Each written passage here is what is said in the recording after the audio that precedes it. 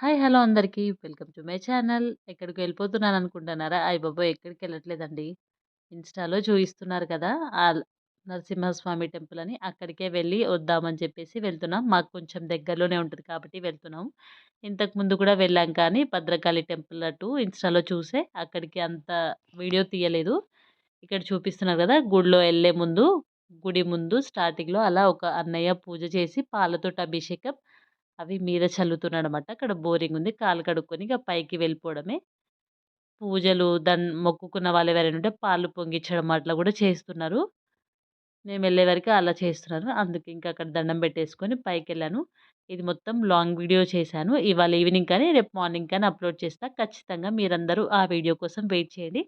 చూసి చిన్న లైక్ ఇవ్వండి ప్లీజ్.